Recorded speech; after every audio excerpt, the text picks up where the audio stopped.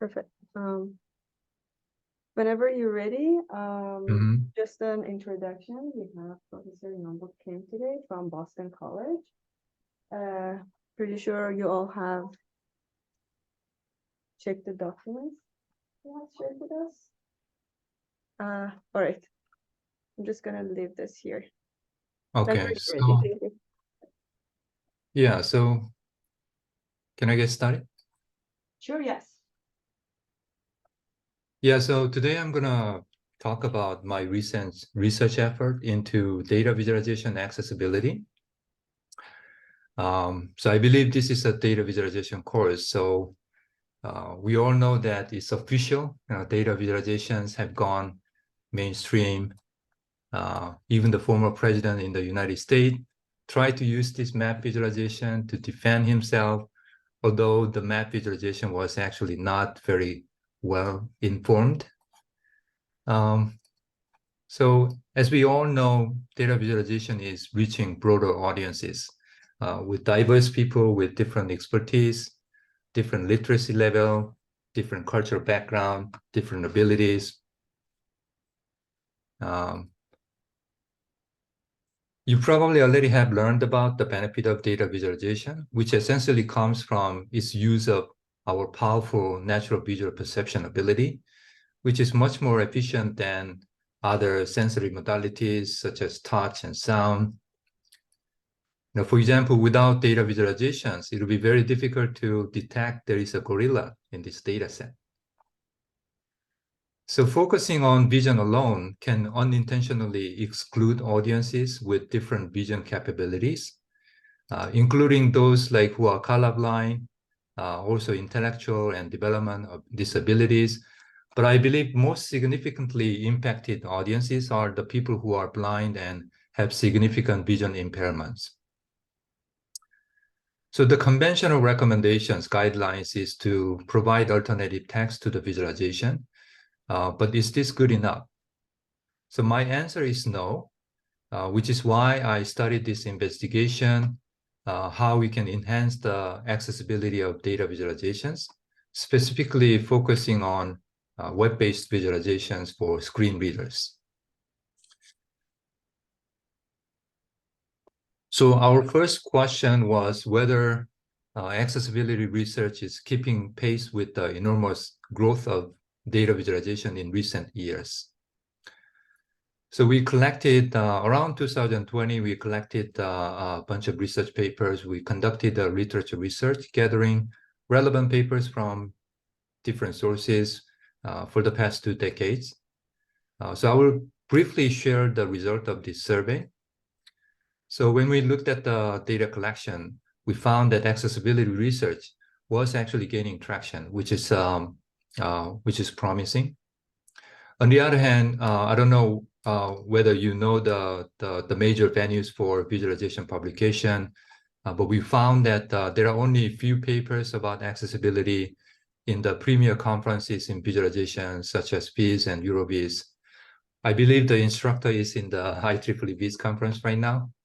And also, in fact, these conferences currently do not provide any submission keyword for accessibility. I mean, they have keywords for like techniques and systems, but they don't have specific keywords for accessibility. So we also tried to map out the design space of accessibility research, which is depicted in this Sankey diagram. I'm not going into the detail. I will share a few key takeaways. So if you focus on the chart type, we look at what kind of chart types that they investigate in their research. We found that most research was centered on very simple and basic charts like bar chart with a few data points and single series line chart and so on and so forth. And when we also look at the assistive technology dimension, we have seen a lot of research artifact research where they develop like systems, developing new assistive technologies. But in the end, like it was a little bit questionable whether these are actually practical and making meaningful impacts on blind people. So overall, to summarize, what we learned from the literature research was that most research has not actually kept up with the latest developments in visualization. Most research centered on simple visualizations with basic tasks, and also costly custom hardware that may not be affordable for everyday users. So in fact, we also developed our website in order to keep track of new accessibility research. And we noticed that there is a huge surge in recent papers, including our own. So that's actually a good thing. You may also want to check out the latest research in this website as well. So after learning about the current state of research, we also looked into data visualization practice as well. We wanted to know, what kind of challenges and struggles data visualization practitioners faced. So prior research already kind of looked into, how blind people experience data visualizations on the web. So in this research, we focused on understanding the challenges from the practitioners. So we conducted surveys and interviews with visualization practitioners with diverse backgrounds. We recruited these people from the Data Visualization Society, and we identified overall personal challenges, operational and organizational challenges in visualization practice. So I'm going to share some part of the research result that we discovered. So let's first look into the personal challenge. So most participants did not have much experience with accessibility. They only had a basic level of familiarity with accessibility. They just heard about accessibility and so on and so forth. Interestingly, they also think that their visualizations are not generally accessible. Some people don't even know how accessible their visualizations are. However, participants, they still believe that it is very important and worth the effort. Here is one comment quote from a participant saying that how they care about accessibility, meaning that when you make the information accessible for blind people can actually also benefit sighted people as well. However, making a visualization accessible can even take more time than just creating the visualization. So it's really a matter of who is willing to put time and effort. So let me move on to the operational challenge, which concerns about how we can make visualizations accessible. So for those who put effort into accessibility, said that they focus on providing textual descriptions, labels, and also create a logical structure for screen readers to ensure a meaningful auditory experience for blind people. So this is what they tried to achieve, but there was also a tension between the desire to create more advanced data visualizations, potentially more intricate visual encodings and interactions, and their accessibility. Particularly, the challenge with complex visualizations is that they were unclear. It was unclear for them how to support, more advanced user interactions such as dragging or cross-filtering, and even dynamically changing views that we commonly come across these days. So in order to overcome this challenge, sometimes the backup solution was to simplify the visual encodings, or providing data tables, or using standard interface elements such as drop-down and radio buttons, because they are accessible for screen readers on default. So they basically try to use those elements as well. But in the end, if it becomes too burdensome, they just give up. This observation actually indicates that participants, practitioners might consider accessibility as an afterthought rather than considering it from the beginning as an integral part of their visualization workflow. Moreover, participants, they also had reasons to withhold accessibility. They had reasons to give up. So those cases include, when alternative texts provide the same information, when visualization is too complex or not too important in their context. The other two regions are also very interesting, when the majority of target audience is sighted people, or like when accessibility is not a project requirement, or they have a budget constraint or something. Another key observation that we had from the interviews was that many practitioners actually rely on existing visualization tools, but these tools do not actually support accessibility design well, meaning that like a lot of practitioners are not developers. They don't create visualizations from scratch, so they actually don't have control over, you know, how they can make visualizations accessible, but they rely on tools like Excel and Tableau and so on. So the last struggle is an organization challenge. Participants said that accessibility is typically not a topic at their workplace, or their organization has some degree of accessibility guidelines for the company, but they are not actually strictly enforced. So here is one participant said that it is not really a priority of their job. It would not be highly appreciated if you spend too much time on it. Some people said that they are even unsure who is responsible for ensuring accessibility in their workplace. Other people said that they themselves are responsible for it. So one participant mentioned that the grant, in order to address this challenge, increasing the awareness is actually a big issue, because otherwise, you know, people wouldn't do anything for it. All right, so we also look into, in addition to the surveys and interviews to learn about their lived experience with accessibility, we also look into how visualizations are made accessible, if any, and how visualization tools support such accessible visual design. So as part of our investigations, our focus is mainly on visualizations on the web, because that's how like blind people use screen readers to browse the web. We gathered visualizations from different sources such as news media and government. We also analyzed both programming libraries and charting software. Some of these you might be familiar with this, like Tableau.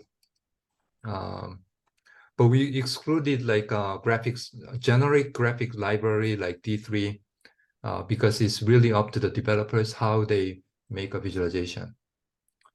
So let's first look at how we analyze the data visualizations in the wild.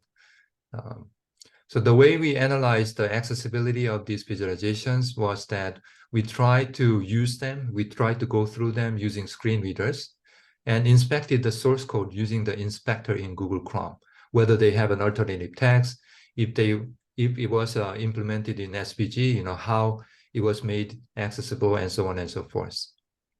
So overall information value of the visualizations was generally low.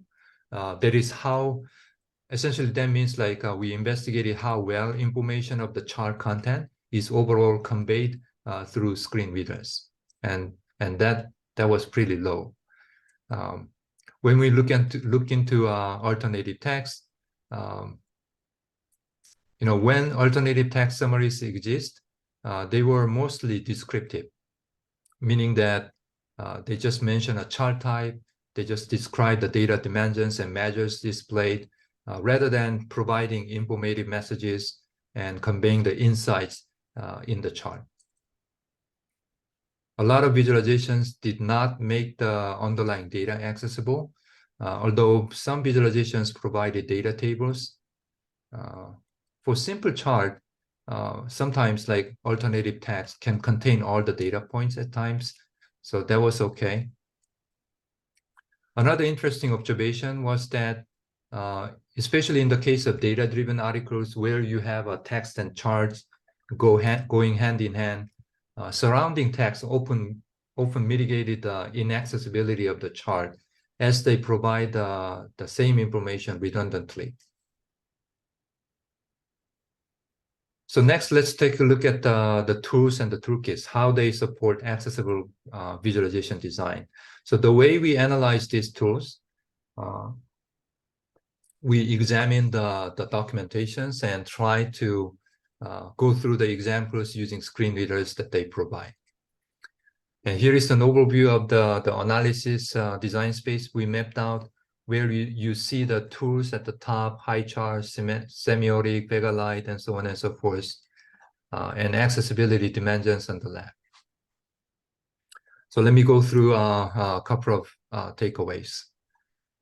So it seems, I mean, more than what we expected, like several tools provide accessibility statements, including like compliance reports against the accessibility guidelines and so on, which is promising. And it turns out that these are often required when you work with government organizations. And some other tools provided guidelines and in-depth explanations for accessible visualizations, which is very encouraging. But still, many tools, even basic support for alternative text was limited. And even worse for data tables, although some tools provided data exports, like exporting the data into as a CSV file. Some tools supported the chart navigation using keyboard. It was actually particularly more common in programming toolkits compared to software tools, as you can see on the right side. Especially for programming toolkits, you could also customize the navigation order, labels, can customize the labels and so on. But if you look at the visualization software, only Power BI supported keyboard, fully supported keyboard navigation. Even Tableau didn't do a good job. All right, so some takeaways from these qualitative studies include, so visualization education needs to be improved to enhance awareness of visualization accessibility. A lot of visualization courses that I know probably don't have like a module for accessibility. And also organizational support, that seems also needs to be improved as well.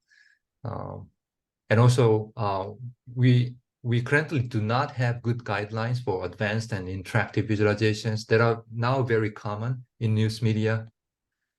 And most importantly, probably visualization tools that a lot of practitioners rely on, might play an important role in addressing currently inaccessible data visualizations on the web.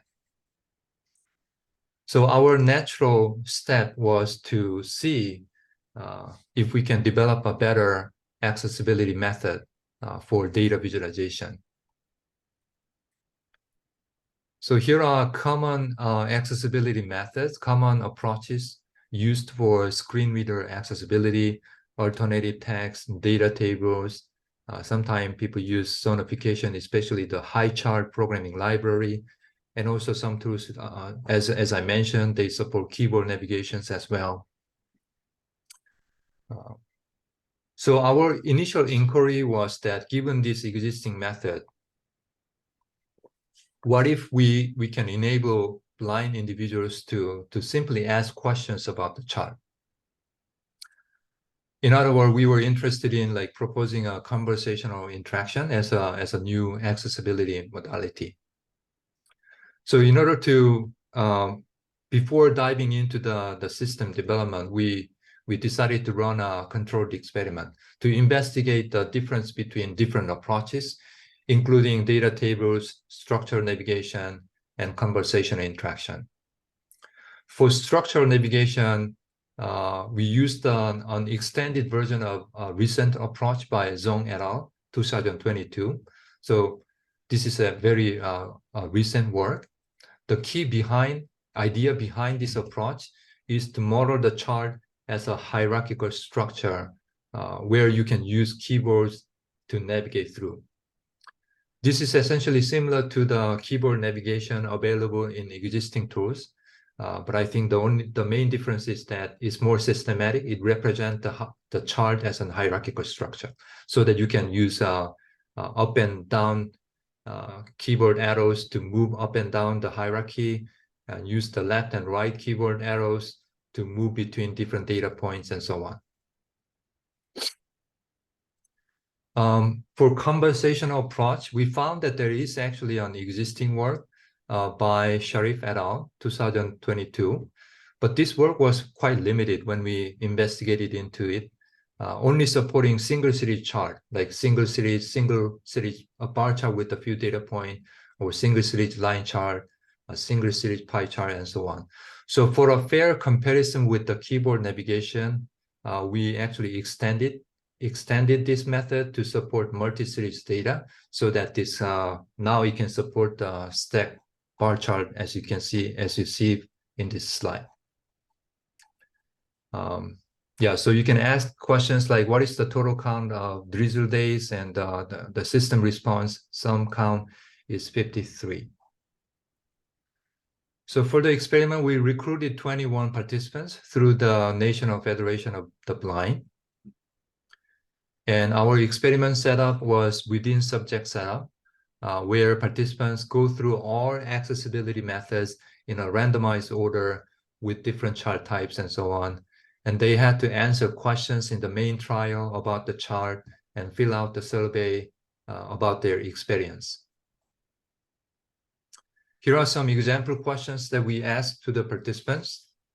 We had 2 extrema questions, 2 comparison questions, 2 summarization questions that are multiple choice. And then the last insight question we had was that we asked them to summarize the insights that they learned from the chart. So let me briefly share the experiment result. So overall, the accuracy of responses to the multiple choice questions was significantly higher for conversational interaction and data tables compared to the structured navigation. Same for the response time. The participants had significantly faster response times with conversational interaction and data tables compared to the structured navigation.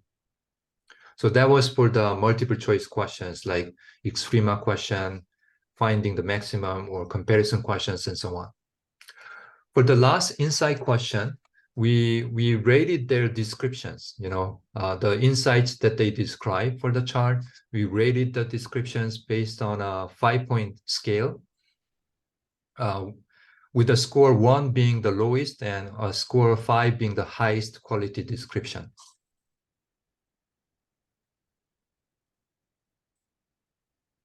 So surprisingly, in contrast to the multiple choice question performance, we observed that the structured navigation actually provided significantly higher quality descriptions compared to the other methods. We actually ran a significant testing on this one. So when we looked at the participant surveys, their preference survey was generally in line with the task performance result.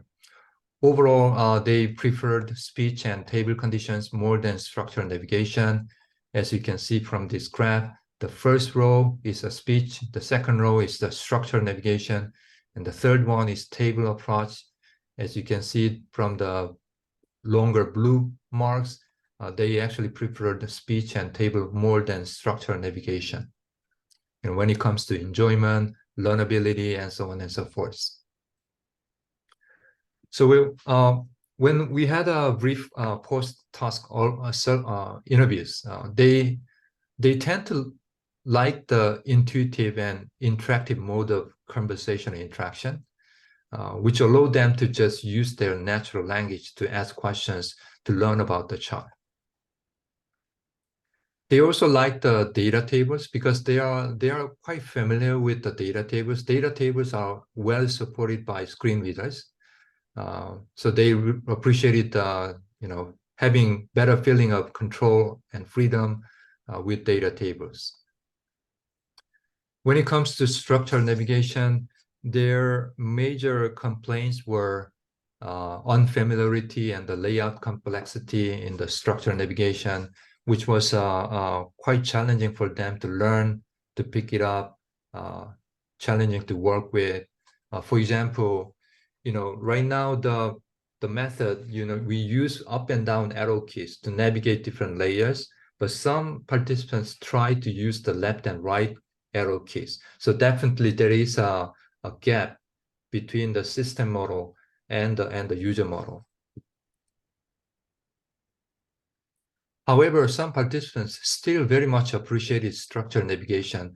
For example, participant 26 mentions that structured navigation presents the most realistic depiction of the chart, which is in line with our result of the insight question when we analyzed the quality of the descriptions. So finally, our overall takeaway was that our experiment result indicate that there are actually distinctive advantages of each of these three approaches. So maybe instead of selecting a single optimal solution, it might be beneficial to integrate the benefits of all methods to support multimodal interaction.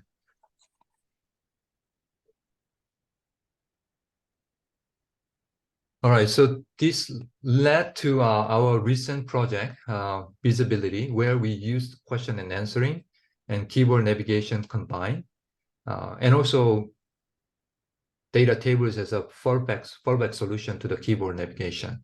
So we tried to kind of combine the benefits of all different methods. In this work, we particularly innovated the conversational interaction model using a large language model-based Q&A pipeline. So rather than showing a video, we actually recently submitted this work to Kai. So I'm going to briefly share how it actually works. So rather than showing a video, I prepared a couple of images. So this is our screenshot of the pipeline prototype, where you see a scatter plot, some filtering control, and then you can actually toggle between. Only is a keyboard navigation solution that we rely on. We didn't actually develop the keyboard navigation on our own. We used the existing method. You can toggle between keyboard navigation and data table. So when you press the table option, you see the data table. This is a sortable table, which means you can move the cursor from different columns. And then when you hit the enter on the column, it will sort the table according to the measure selected. You can also click the keyboard navigation option, which present the textual representation of the chart at the bottom, as you can see in the slide. It starts with the explanation, the alternative text of the chart, x-axis, y-axis, and legend. And you can move up and down using up and down arrow keys. Also use the left and right keyboard arrows to move between the different data points. When you press the T, it opens up the data table where you can inspect the detailed individual data points and so on. So that's the basic interface. And then we have a question and answering interface just below that, where you can ask any questions about the chart. So here I put the question, what does this graph show for given the scatter plot? And then the system recognized this question as a data-driven question and try to answer this question based on the data depicted in the chart. So the answer reads, this graph shows the relationship between GDP per capita and life expectancy at birth as seen in the data set. The x-axis is GDP per capita with values ranging from 0 to 50,000. The y-axis is life expectancy at birth with values ranging from 20 to 80. And then it explained the legend as well. So it described essentially it described the visual encoding of the chart. Here is another question. This is also a data-driven question. What is the average GDP per capita for Asia? How does this compare to the average GDP per capita for all countries? So in a way, this is a kind of a multi-hop questions, two things at once. It successfully recognized this question as a data-driven question. and then it provides the answers for the questions. Another type of question that we are handling is a visual query, which is about the color information or visual mappings about the chart. So what colors are present and how do they mean? What do they mean? So as you can see, this is not. This is also. Okay. So this probably this is actually an incorrect outcome. The classification is actually wrong. I think it should be categorized as a color question, but somehow it's being categorized as a data-driven question. But it seems like the response seems to be correct. So the colors present in the data frame, the chart are orange, dark olive green, teal, gray, and orange red, and so on and so forth. So the response seems to be correct, but the query classification seems to be incorrect. Yeah, another question. We learned that blind people sometimes they don't have a good idea about what scatter plot is, and also they may not have familiarity with the data presented in the chart. So sometimes they may ask like contextual questions like, what does GDP per capita mean? What is it used for? Then our system successfully categorize it as a context-seeking question. And then it basically tried to get the response from the web and present the response like this. So GDP per capita is an economic metric used to measure the average economic output and so on and so forth. So this is actually not in the chart, but the system looked for information on the web. The last type of question that we are handling is the navigation query.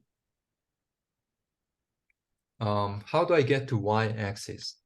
So we try to leverage the multimodal aspect of our system, which means we try to combine the keyboard navigation and the question and answering, right? So we try to synthesize them in a more promising way rather than just putting the two things together.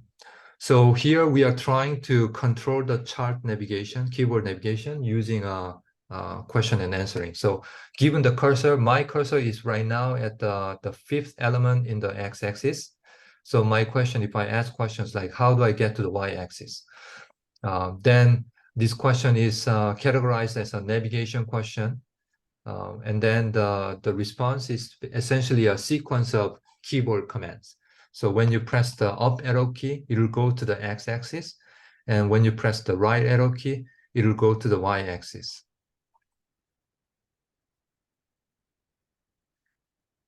All right, so let me briefly, I'm not probably going into the details. You can actually ask questions at the end, but I will briefly give you how we actually implemented the system, the underlying mechanism of the system. We leveraged the large language model, the OpenAI GPT 3.5. So this is our overall pipeline, starting with the user query. We first try to, as I mentioned, we first try to classify the user query into one of these four different queries. Analytical queries, which is data query, concerns about the data in the chart. Visual queries is about the visual mappings. Contextual queries are contextual information, and navigation query. Yeah, so that's the query classification. We use a few shot prompting, which means we use in-context learning. So we provide a few examples, like training examples, and then we ask GPT to classify the query into one of these queries. So in-context learning is more like a traditional training, but it happens on the fly. So we provide examples into our prompt. And for data and visual query, so our system accepts Vega Lite as an input, which means Vega Lite chart specification. I'm not sure if you're familiar with it, but it contains the visual mapping information and also information about the underlying data. So we try to parse this specification so we can easily get the underlying data. We assume that the underlying data is available for us, but the color extraction is a little bit tricky. We try to extract that based on the chart specification. And also we use the text generated for the keyboard navigation. We integrate that into the prompt because it contains information about the chart and also the location, user's location within the hierarchical keyboard navigation view. So we basically integrate all this information and construct a prompt and then pass it to the CSV agent. Because you cannot actually integrate the whole data set into the prompt, which is too big. So we use the CSV agent. CSV agent will use the data set as an external source, as a CSV file, rather than being integrated into the prompt. And then it generates a response for the user query. For the contextual query, we simply rely on web browser agent. So it looks for information on the web. And for navigation query, we first, based on the user query, we try to detect the endpoint. So for example, when I ask, how do I get to y-axis, then we try to find this y-axis in the hierarchical structure. So we find the endpoint in the navigation query, and then we perform a deterministic pathfinding algorithm in order to find the path from my location to the endpoint. And then we generate the sequence of keyboard commands. Yeah, so in order to evaluate our system, we also used our prior work where we ran a Wizard of Oz study. Wizard of Oz study is that we don't actually have a system, but humans pretend to be a system. So, and we ask blind participants to ask questions about this flow chart. So we had a flow chart, and we collected questions asked by blind people. And then we manually generated ground truth data for query classification. We manually classify each question into 4 different query types. And then we also manually generated ground truth response for the questions. And then we split the data set into testing and validation data set. We actually used this validation data set for query classification. I didn't really explain that, but we used that for query classification to produce examples for in-context learning. So here is the result for the query classification. The classification accuracy was pretty good. As I mentioned, we used the in-context learning, which means we provide examples of query types. We provide examples of data queries, navigation queries, and so on, extracted from the validation data set. We achieved almost close to 90% query classification, which makes sense because large language models are known to be very good at like classification tasks, sentiment classifications, and so on. On the other hand, when we look at the response quality, so the way we measure the response quality was that we had the ground truth data. We had the responses generated from our system. And then we basically asked GPT-4. And then we asked GPT-4, evaluate the correctness of our response from our system in terms of its coherence with the ground truth. We generated 2 different metrics. One is binary, whether it is correct or incorrect, and also a more qualitative 5-point scale from very poor to very good. The responses, the accuracy is, as you can see, is around like a 60% for binary, and same for the like a scale accuracy as well. If you consider good and very good as a correct answer, it's very close to the binary scale. Let's see. Okay, so the reason that we had a slightly lower accuracy than we expected, we look into some of the questions in the data set. We found that there are actually very, very tricky questions. Even humans cannot actually answer those questions. For example, for the scatter plot that I showed you, like some blind people ask, because they probably don't see it, they ask questions like, what's the source of the data? Which is not even in the data set. You never actually be able to find the source of the chart, so source of the data in the chart. So like handling these unanswerable questions was a little tricky part. which is something that we should investigate, we should improve. We also ran a brief usability study with the 6 blind participants. Overall, the reaction was very positive. They really liked it. Interestingly, some participants, they favor data tables because they are familiar with that. Still, some participants complained about the structure and navigation. They also suggested ideas for improving the system, like controlling the verbosity for clear and concise content, because sometimes the system generates very long response, and it takes quite a while for screen reader to read the whole text. Other participants mentioned that, like, rather than providing a sequence of keyboard command, maybe we can directly move the user cursor to the endpoint in the navigation query. One of the participants mentioned a very useful use case. They mentioned that when they are taking an exam, usually the proctor explain what the chart looks like. But they said that they could use this kind of system to explain to get the information about the chart. They actually mentioned that the proctor is actually not doing a very good job explaining the chart. All right, so it took less than I expected. So a couple of future directions that we are thinking is that, so now with the system, we are trying to integrate this system into existing visualization tools. As I briefly alluded to, a lot of practitioners rely on existing visualization tools. So we are thinking how we can integrate this system into existing visualization design workflow. And as one of the participants mentioned, there seems to be further rooms for improving especially like having adaptive interfaces based on people's preferences or prior knowledge.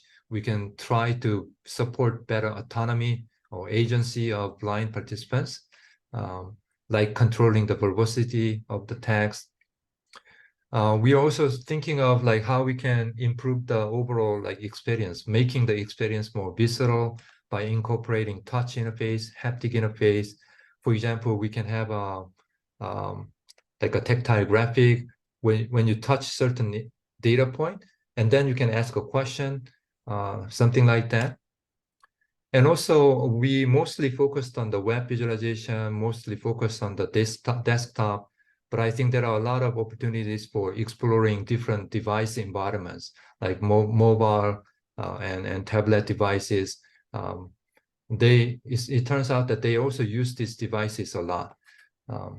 Another one, the final one, is that we mainly focused on understanding the visualization, reading the chart, but creating visualizations, supporting them to create their visualizations.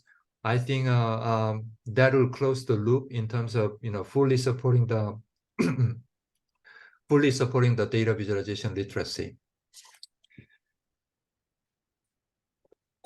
So that's pretty much it for my lecture. So feel free to ask any questions if you have any.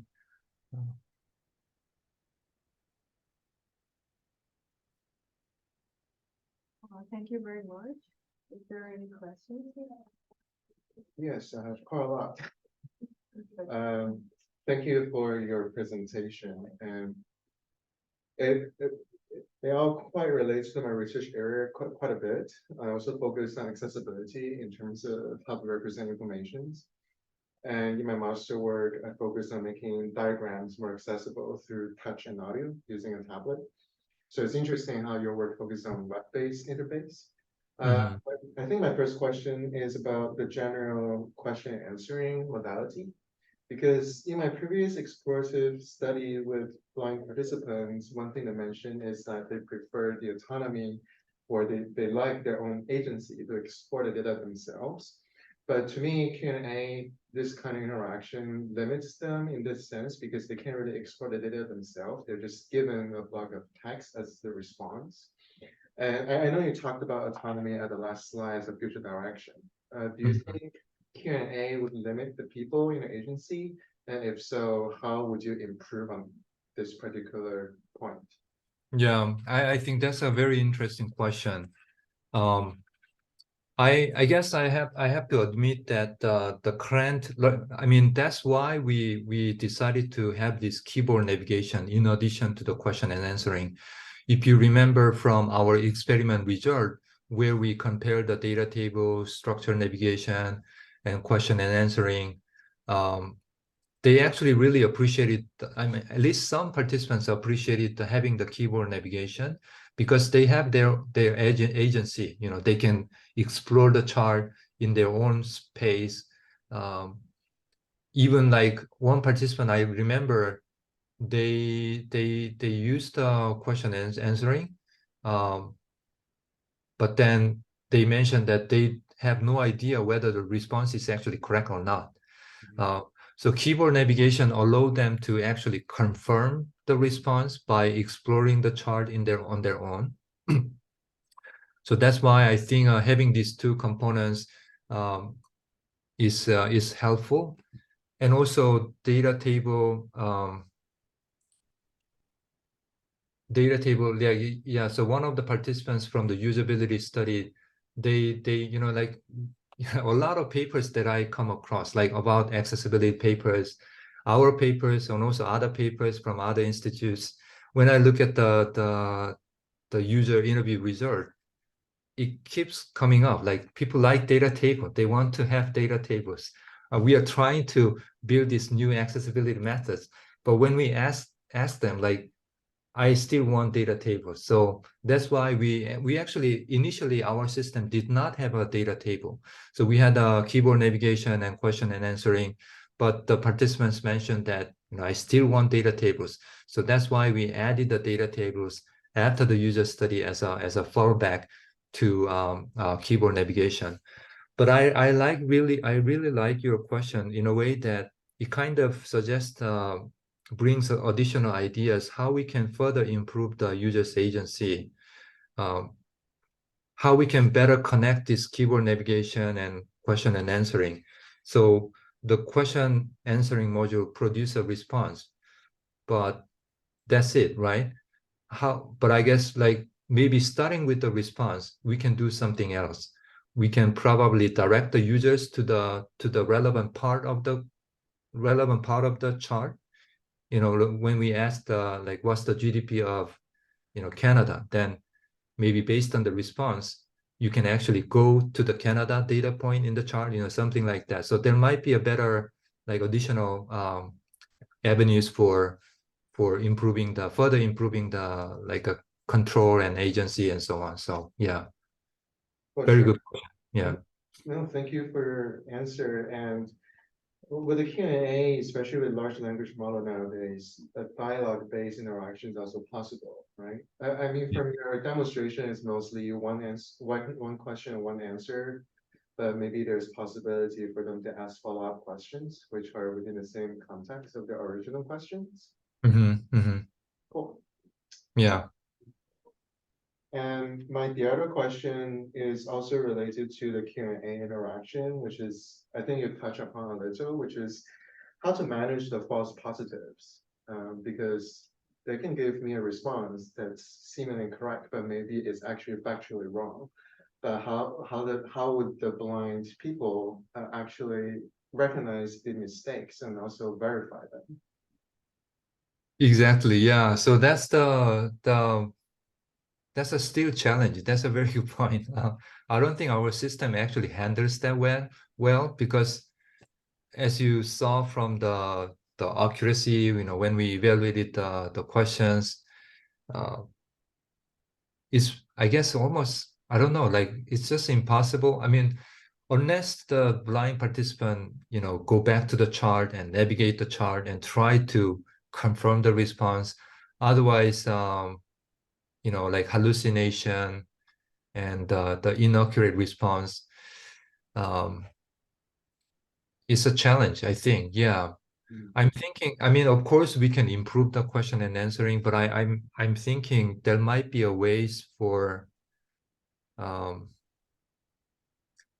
or address this in a different way, rather than, you know, of course, improving the question and answering is a one thing, but we could also try to tackle this approach in a mixed initiative manner. So rather than completely relying on the automated system, maybe we can somehow better assist the users to confirm the response.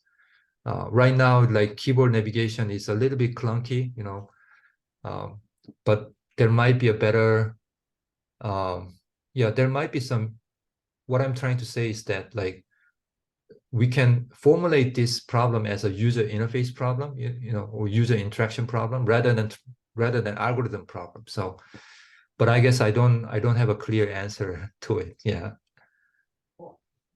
I have more questions, but other people want to ask.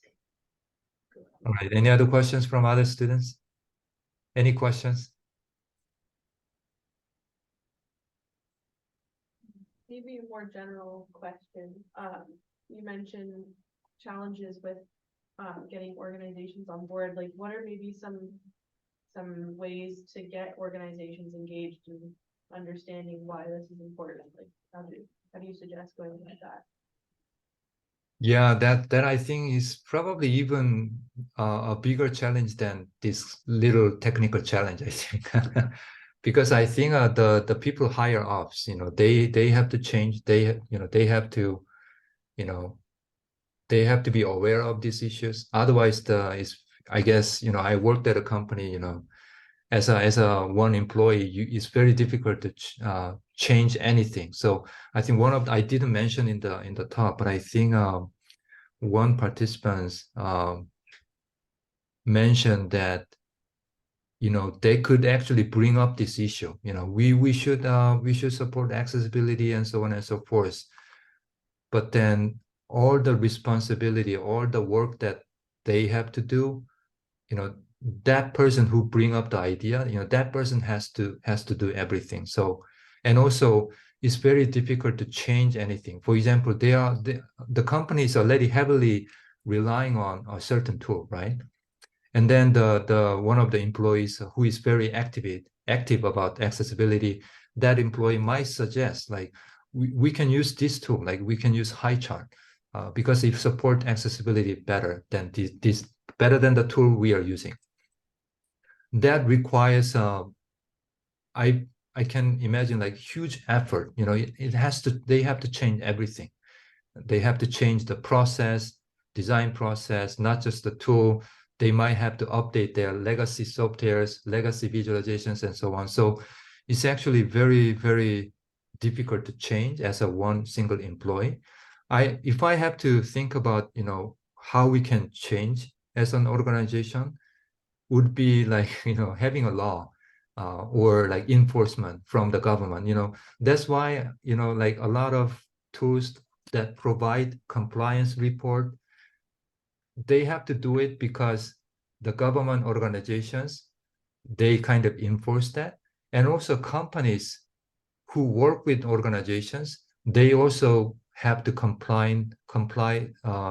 They also have to ensure the accessibility of the websites as well. So I think that's more of a administration or political challenge in a way. So, you know, unless there is like a enforcement, unless there is a financial incentive, I think it's very difficult to, you know, change the private companies, I think. Yeah.